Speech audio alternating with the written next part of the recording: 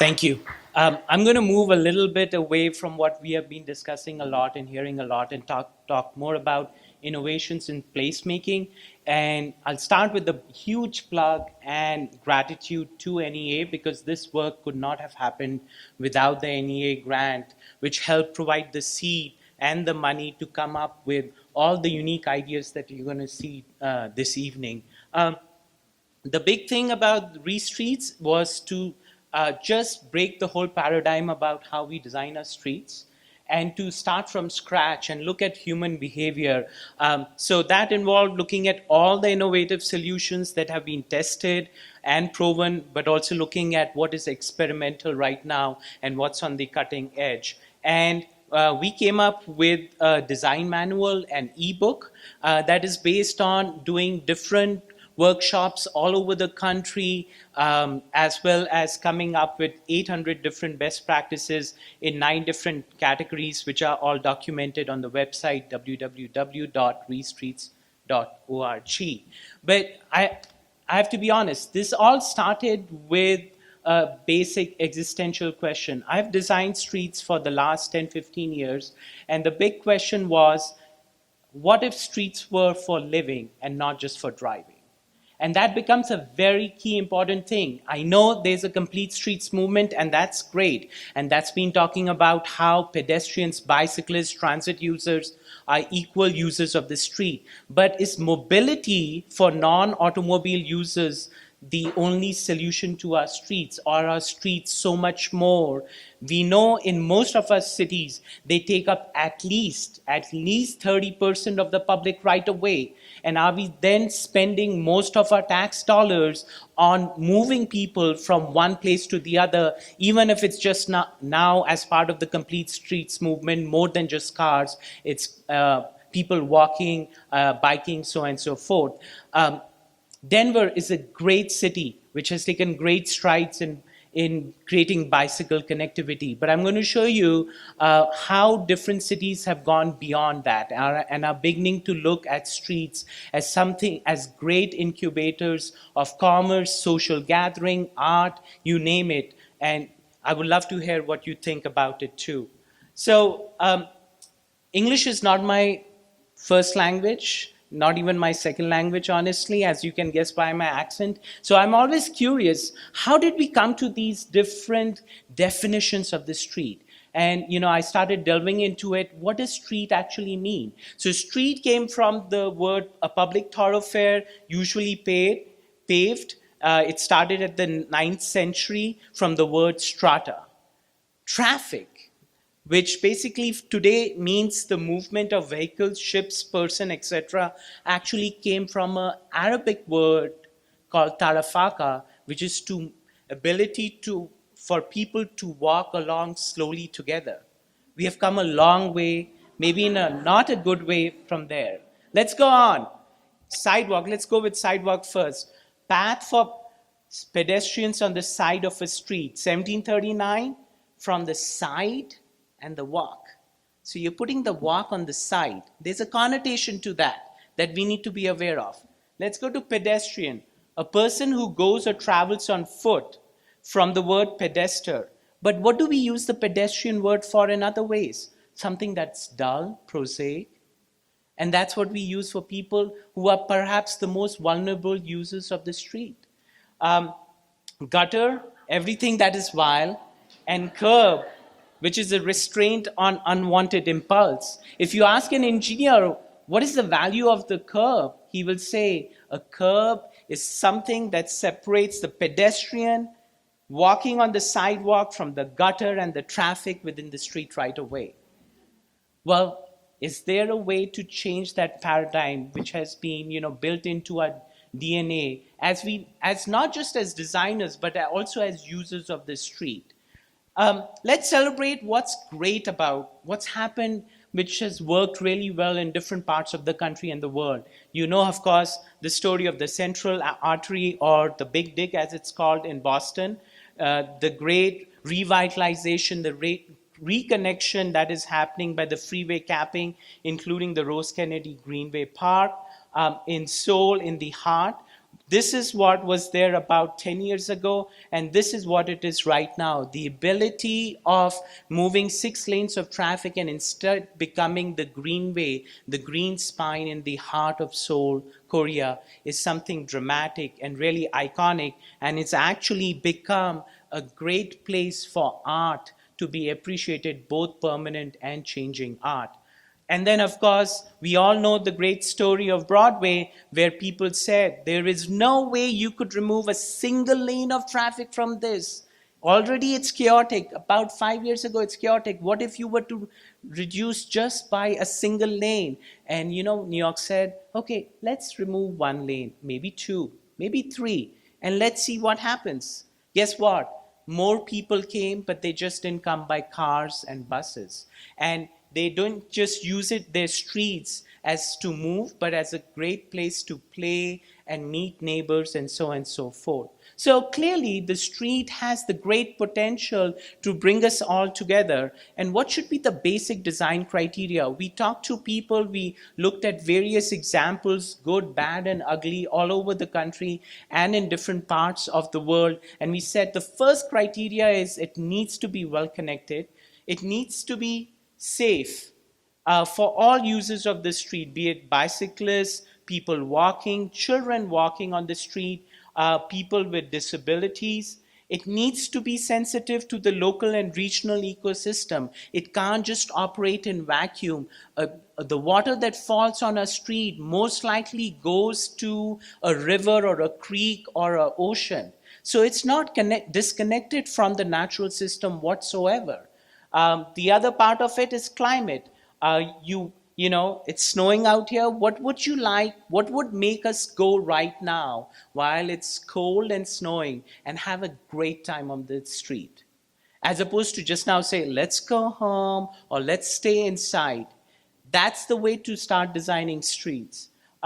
We need to accommodate a variety of human behavior. Of course, it needs to be aesthetically pleasing, culturally sensitive.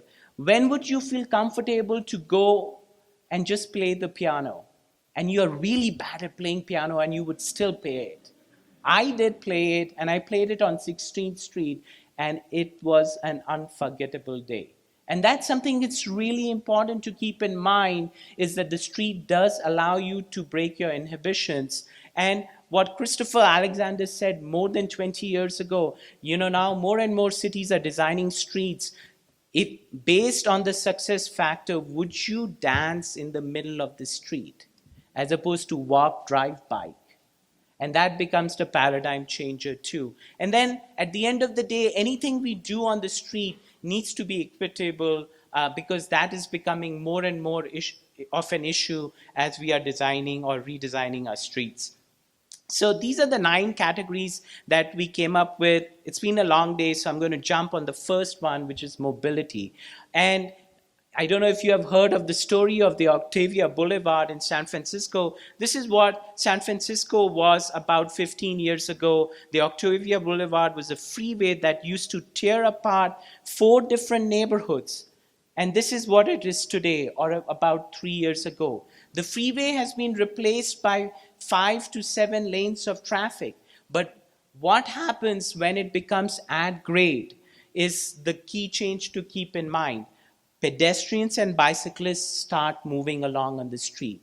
What's more, people who had literally shuttered their doors and windows to the freeway actually took out the frames and opened it onto the street, because finally it was okay to open your streets, your doors and windows to the street, and also have outdoor dining and all, and it attracted new businesses too. It also allowed, within the amount of space was there within the freeway, for the city to create the Hayes Park, which now is a host for great art, again, permanent and changing art. Again, the life has become totally different. And in parts of the freeway itself, the city, all additional space that the city did not need for the mobility needs, the city actually gave it away to developers to develop it. And those are some of the designs that are going to be constructed within the existing freeway right of way that existed about 15 years ago. And small cities like West Capitol Avenue in West Sacramento have also done it. This is a typical 6-lane street. It was not unusual for moms to take their lives into their own hand and their children's life into their own hand to cross the street. Because for a lot of people in America, owning a car is not always possible, and walking and biking is the only way to move around. And when the street was changed, the people could not wait for the to walk on the sidewalks what they could not walk. It was still getting constructed, and people started walking and biking on it. And it now has a life of its own, which is pretty amazing. And it's connecting all the neighborhoods together and also creating a unique sense of identity. So we have all these incredible opportunities, and we have all this technical level of service, traffic modeling, pedestrian modeling. But what are we doing with all that innovation, with all that technology? And we are, in our design of our streets, designing more and more signage. But the point is, the human brain cannot take in more than 6 signs at one time. So somebody is definitely losing out here. Just go to a street and pause, and you'll see how many signs a person is supposed to digest in a minute. And you'll be really surprised why the signs are not working. And I'll be the first to say I have designed streets with a lot of signage and felt very proud, but I've begun to change my mind, because streets in Europe are saying, let's try to take out all the signs. What if there were no signs and you had to make eye contact with every other person walking, biking, taking the transit on the street? What would that mean? And results have begun to show that streets where there are less signs have actually started to become more safe. And that is something we can always learn for. And what about a cell phone? Do we need to know to turn left or to turn right? Yes, all of us cannot afford a smartphone right now, although I know Steve Jobs wanted all of us to own one. But the key thing is, the cell phone is the biggest game changer in terms of how we are looking at our streets and how we are understanding our streets. And it's just a technology that we should try to maximize as opposed to take away from the equation. And from where I come from, I grew up with streets having no names. And the way you would learn how to go it was to go, you used to go, there was a fishmonger, then you turned right, there was a spice shop, and that's how you did. There were no names to a street. Just Google any street, say in Beijing or in Delhi, and you'll be surprised the streets don't have any names. And it's not a Bruce Springsteen song. It's really, streets have no names in most of the 2 billion where 2 billion people live. And that's a key thing to keep in mind. So it's not just, we have also designed the streets keeping our eyes too much in mind, and we have not taken into account the other 4 senses, which would make our streets so much more meaningful, so much more memorable. And that's something we should always keep in mind. Commerce, when I do commerce, yes, a lot of cities, including Denver, New York, they say, yes, outdoor dining is a must. But you have to keep in mind, in Marrakesh, having those kiosks where people could sell their produce and people could just buy stuff at each and every intersection was a day-to-day thing. It's still a day-to-day thing.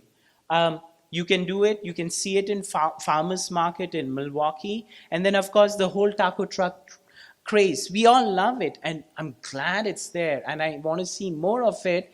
And it's finally, in fact, revitalizing the plaza of MoMA. This is in New York, where they tried all different design solutions, and all of them failed.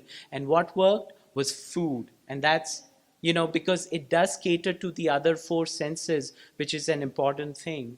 But we are also thinking and looking at saying, what if we had, say, 10 foot of sidewalk and gave 2 foot of sidewalk to a business, to a mom and pop shop? And more cities are actually beginning to look at it, be it in Santa Monica or in Oakland, and saying, that's all a small business needs. He doesn't need a 60-foot deep space that he can barely rent out and make a living. He would rather live with small spaces, and that's beginning to become a more prevalent idea. We try to do this in downtown Denver plan, and but it's not just a story that is unique to Denver. We have these wonderful blank buildings that don't talk to us everywhere. But if we look at the opportunities that exist, they are immense to actually begin to activate and provide us more reasons to walk on the street. So and so forth.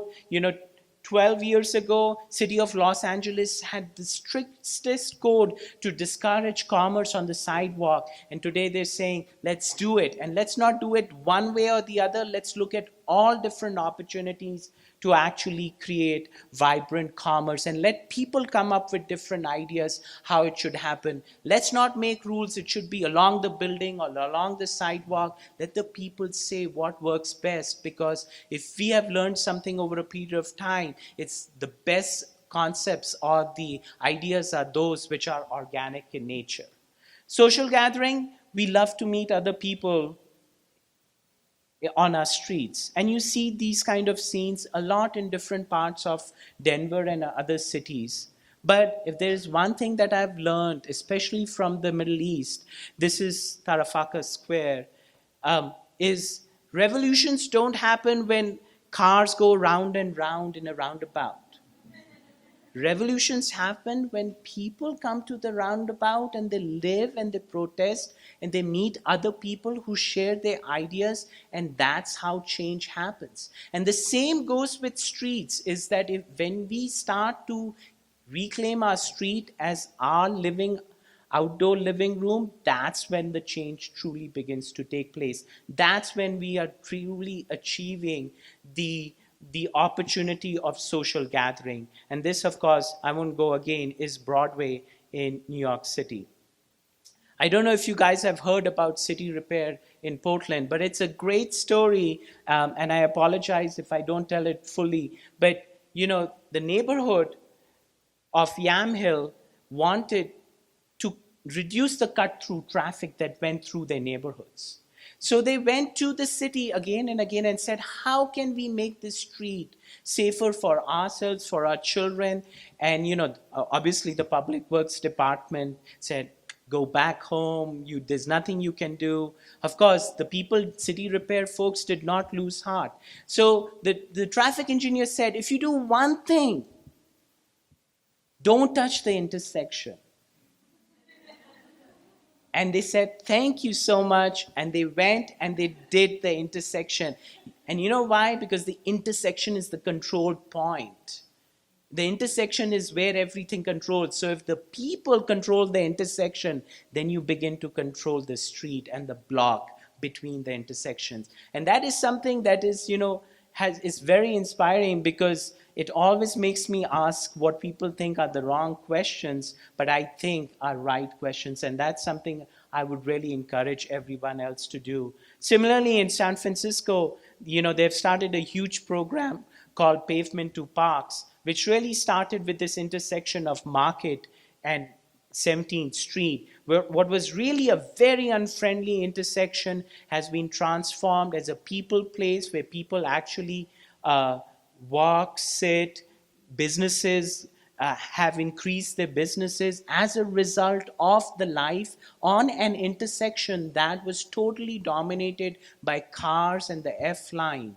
Is now a really cool place to be. And it has become the front door of the Castro neighborhood. And all for how much money? A total of $22,000. So every time someone says, oh, it's going to cost a lot of money, I'm going to oh, you're so wrong. It's not going to cost a lot of money. All I need is a good friend in Home Depot, and that's the beginning of great change. And you can just see, it's a great thing. Events and programs, we have to program our streets. It's not just to design them. That's not good enough. You have to see what it works during the day, during the night, during weekday, weeknight, weekend. It needs to be designed. And if you're only working for one of these 5 situations, we are failing in the design of the streets. And so we have done a great job programming it with different festivals, having farmers market, and we should be proud about it. And in Thailand, you can get perhaps the best foot massages in the middle of the street. But is that enough? And are we doing these things at the cost of the others? Is there a way where all of these things can happen? And in the case, we have also had great success with ciclovias. But the question is, and the question that was posed to us by the city of San Antonio, which is trying to reinvent its downtown, and said, we want the cars, we like the cars, but we also want to celebrate our festivals on the street. And I said, okay, so how many people come to your festivals? They're like 200, 300. I'm like, that's okay. I think you have a really wide right of way. I can put in 200, 300 people. They said, no, no, no, 200,000, 300,000 people. And that's what they're doing right now. They have taken the streets. This is Alamo Street in San Antonio, and and it's being designed in such a way that allows the through traffic to go through, as well the destination traffic to go through during the weekdays. But when festivals occur, they can be the through traffic still goes through, but the destination traffic gets closed to allow for festivals to happen, and for people to dance on the street, because that is becoming the number one goal of making a great street. I always ask this question, and I'm afraid I'm going to ask you guys too. How many of you grew up playing on the streets? And how many of you decided that your children should not play on the streets? When did we make the decision? And what made us make that decision? We all know that. But somewhere between the generation before us and our generation, we have given up our children playing on our streets. And we are willing to drive in our SUVs from our houses, from one park to the other. But God forbid if we were to think of allowing our children to play on the street, which if you ask a child whether they would like to play in a park or on a street, the child would love to say on the street, because there's so much more things to break. But that's one of the only reasons. It's just a more exciting place to play as opposed to in a park, because a park looks like any other park, but each street looks different. And so we do allow our children to play on our streets when we have our block parties and we close our streets, and they love it. So the big question is, how can we allow them to play more and more? Well, New York City is doing a program called Summer Streets, where they do close certain sections of the street during certain periods of summer and allow the people to play their street. Think of putting a basketball fence or just allowing your child to play on the street. I know it's a crazy idea, but crazy ideas start with very simple solutions. And then I love Pearl Street in Boulder. I think you guys, most of you know what Pearl Street looks like, the main street in Boulder. But the thing to keep in mind is that Pearl Street did not start by just closing off the street and allowing the children to play on the street. Pearl Street started with the very initial testing. Can we have the cars to go on the side very slowly and still allow places for children to play on the street? And so that is the question that we have to ask, is what values are most important to us, especially if we have children? Is it more important for us for children to be equal users of the street, or do we just make sure that our children only play on the parks? There's a lot of right of way, and children have a great time. If we design it well, they will play and have a great time too. The example that I would like to also mention is in England. They did the home zones, then they tried the sustrans. Basically, they went through a long time when they started to test streets and see if children could coexist playing on the street with slow-moving traffic. And they have tested it out, and they have come up with a fairly good set of results where they are beginning to see more and more children play on the street without impacting the safety, any safety issues that as parents we definitely have, and still allow for traffic to move. And you know what is the number one factor against allowing children to play on the street? It's parents saying that children can't play on the streets. So that's the other thing, that we have a lot of work to do ourselves before we move forward. And the most humbling moment that I had is when I designed the Dixie Ann Avenue Green Street, which was the first green street in Sacramento. I didn't design it with kids. But there was great sculptures were put as a result of the stormwater planters, and the children loved the stormwater planters. And I was all about, no, no, no.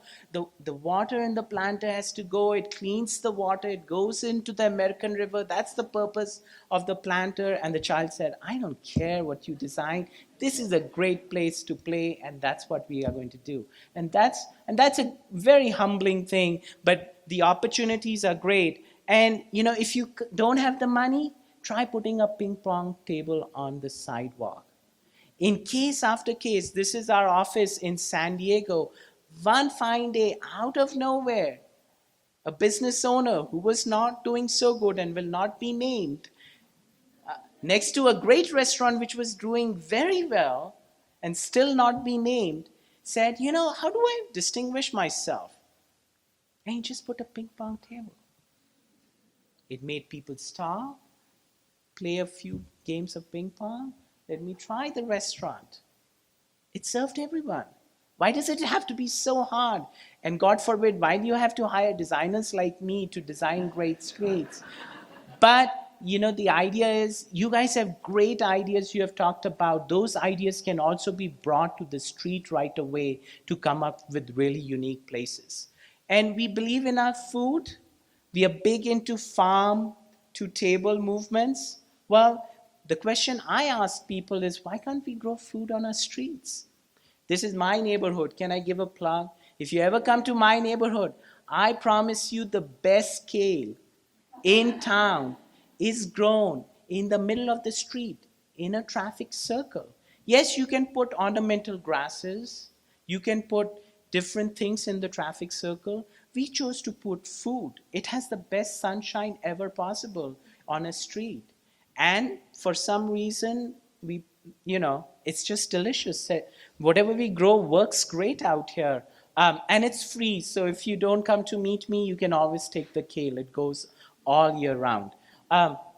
But in Tucson, Arizona, in a very economically disadvantaged neighborhood, the Dunbar Spring neighborhood, they also wanted to slow the traffic, but instead of going with traditional planting, they went with, say, what if we grew the traditional varieties of maize? And that began to take a new life of its own. Now they make pancakes out of it. They grind the maize on the street twice a year, and they paint their intersections. It's taken a life of its own, and it's all started on the fact that a street has so much real estate that we own and we pay our taxes. I'm sorry if I'm sounding like a Tea Party advocate, but we do spend a lot of our money on our streets, and we are not getting anything out of our streets besides moving people in most situations. This was in Seattle 2 years ago. I don't need to tell you what neighborhood. It's the Gilman neighborhood, but this is what it was 2 years ago. This is what it was 1 year ago. This is what it was 3 months ago. And anybody can go and harvest it. Some of the best examples, be it in Seattle or San Francisco, is, I know if you grow food, you plant 20 lettuce, you can have 1, 2, 3, 4. After that, you're sick of it and you're like, how much lettuce can I have? And it's going to get wasted. And these places have actually become great places to share food. So you have actually boxes which are cooler boxes where people just say, you can put anything you into it and you can take out anything to it. And that's become a great way to actually meet your neighbors and get to also grow good, cheap, healthy food. In Village Home Streets in Davis, this is an experiment that is, I think, so nearly 20 years old. But the reason I bring this up, because 15 years ago when I came to America, I had heard about this street. I went out there. I stole a peach, which I was not supposed to be stealing. But I remember the day clearly because it smelled so good. despite all the signage, which doesn't work for sure, streets growing food can really create immense multisensorial environments. So there are so many advantages of growing food on our streets, and I can actually tell you number crunching, if you're interested in number crunching, is how you can take out one parking lot and feed on-street parking and actually feed a family of 4 as a result of that. Green infrastructure, it's becoming it was sexy 5 years ago. I think so. It's become more than sexy now. We usually notice it when somebody's digging the road, and we're like, "What?" But infrastructure was never under our streets for many, many, many years to come.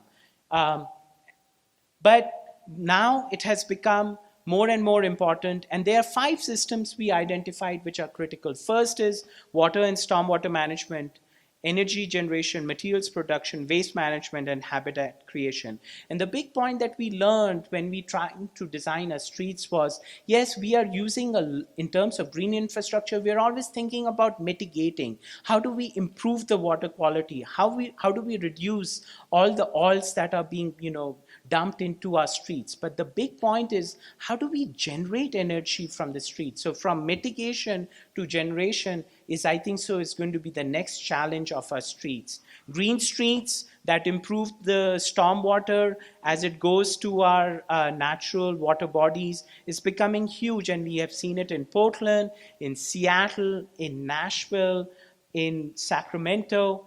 But let's talk about what are now on the cutting edge. First is kinetic energy, and the ability that as you brake, the 10% energy that is lost in a brake can actually be captured for your street light. And the person or the entity that has come up with this idea, fast food chains, there's a lot of bumpers out there that we want to and they're minting money. They're actually testing it out, but we can begin to look at it in our streets. This is, of course, something that is being tested out, especially in the Olympics pageant. As you walk on the sidewalks, the kinetic energy of the walking of the pedestrians, can it be captured to actually light up the street lights? And it has been successfully tested and was inspired by children running in school halls, because there's a lot of energy in more ways than one, but it has been successfully shown that that can be harnessed. The question is, can it be harnessed for our streets too?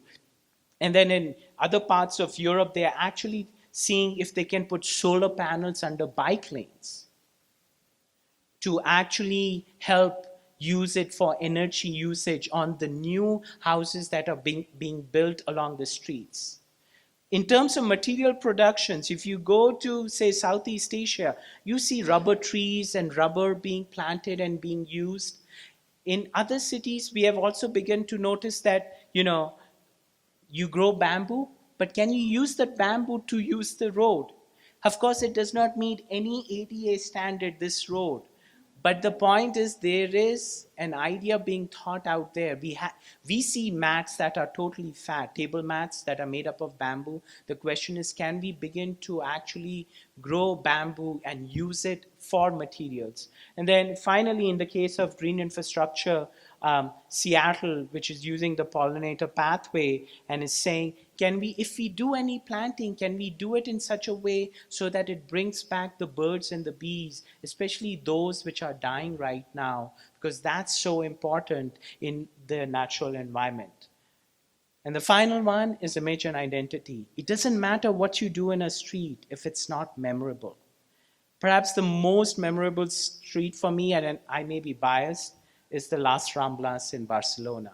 Sometimes you don't have to say anything why it is iconic. It just is. And what people don't notice is there are 2 lanes of traffic going on both sides of the street. They didn't divorce the cars to create a great street. They said, let's bring all the users, no one is left out, and that's what makes a great street. And so I'm going to end with an example where in First Street Transit Mall in Long Beach, this was a horrible street. Even though it was totally devoted to transit users, pedestrians were first, It didn't work. It was the most hated street in downtown Long Beach. And the city said, how can we make this more than a transit user street?